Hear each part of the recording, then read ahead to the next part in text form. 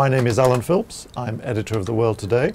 I took over the magazine to relaunch it just over 3 years ago. I've had a long career in international affairs. I used to work for Reuters. I was foreign editor of the Daily Telegraph. But certainly relaunching The World Today has been quite a challenge. I'm Agnes Frimpson and I'm the deputy editor of The World Today magazine. It's quite difficult to explain what I basically do everything that Alan doesn't. So if The World Today is like a duck or a swan, he's the bit on top and I'm the feet, sort of paddling quite dramatically. The amount of work, you go up and up and up. I have more experience in editing and my memory goes back a bit longer than hers. That's my advantages. She comes up with she comes up with the best ideas, actually. I do also come up with the best ideas. No, because we're such a small team, it's quite a collaborative process in that we sort of sit down and discuss what maybe we should be doing or who we should have writing. My idea was to showcase Chatham House and its network all over the world in a well-designed and attractive format, which would be first and foremost a printed product, but would also have its own life online. I'm Simon Esterson, and it's my little studio that makes The World Today. Alan got in touch with us and said that he wanted to change the magazine. I think with all these projects, with an editorial project, what you're trying to do is understand what the editors want to try and do, and then you try and find a graphic form that works with that.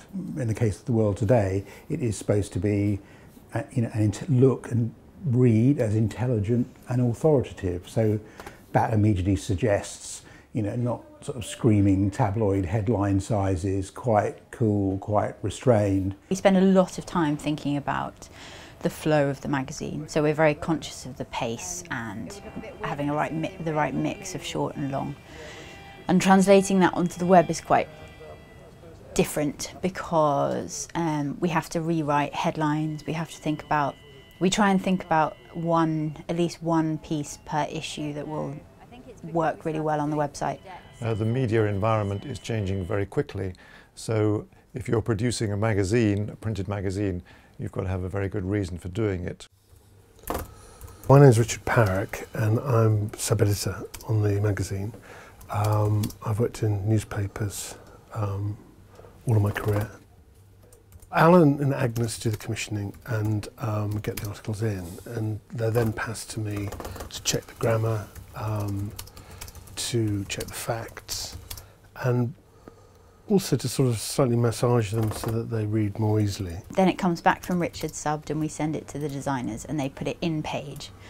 Then we go and have a look at all the pages across the board. It's the first time we get to see the whole issue as a flow rather than as a concept on a piece of paper. And we then decide whether or not images are working or the order's working or the focus is working. It had to dirty up a little bit so we could read the white out of it. My name's Alex Ecob. I'm a graphic designer here at Editorial Associates. My job is to work with the material we're given and lay it out as best we can. So on an issue, Agnes will usually give me a call, we'll talk through the issue, and we've probably been given an idea of what the subject of the issue is going to be beforehand. And Agnes will supply me with a rough flat plan, so a sort of a vague idea of how the features in the issue are going to fall, how much space. I work quite closely with Alex, discussing what we think perhaps should be illustrated, what might be an issue when it comes to images, and Alex chases me for copy and I chase him for InDesign files, so it's sort of a mutual nagging. You need to find that chemistry between editors and designers, or a magazine team. That chemistry needs to work. So as well as actually delivering the magazine, you have to get on. I'm very proud that the magazine is beautifully designed, but there's always a tension, I think, between content and design. I don't think we've ever had any major disagreements. Sometimes there have been some pictures that we've felt strongly about that maybe Agnes and Alan haven't been quite so convinced by. But no, I think particularly as we've been doing the magazine for quite a long time now, I think we tend to know each other's opinions fairly well. So this issue is our 70th anniversary issue.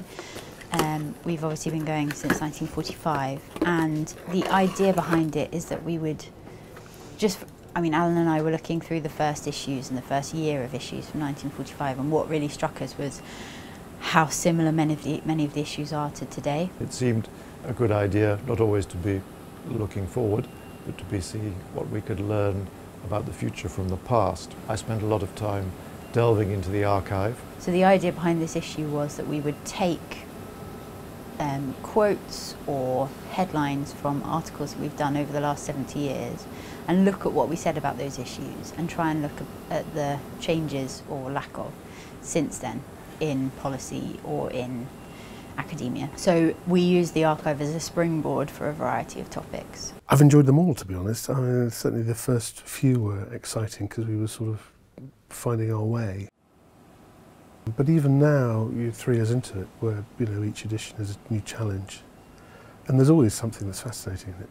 Well, I love the cover of the first relaunch issue, the Uncle Sam, well, the shrinking Uncle Sam who no longer fits his top hat. I'm very keen on the women's issue. For the first time we had all female contributors and illustrators, and that had been sort of 2 years in the making, and that I really enjoyed working on that one. I think probably my favourite issue was actually the Nordics issue we did 2 years ago, just before the Christmas issue. I thought that was really, really interesting. And then obviously The Economist did it 6 weeks later, so we're trendsetters, what can I say? This is a lovely magazine for me to work on. It's always nice to work on things you've got an interest in. But I find with the world today, it takes a lot of subjects which I might not have come across otherwise, because it often covers subjects which aren't necessarily in the sort of the main media run of things, or it takes those subjects which are and provides a very different, more analytical viewpoint on them, which you don't get in those other sort of media outlets. So it's been it's definitely been an educational experience working on the magazine. You become involved with the subject. You have to read the copy and see what's going on. So, but some magazines aren't a pleasure to read the copy for. The world today is a pleasure to read the copy.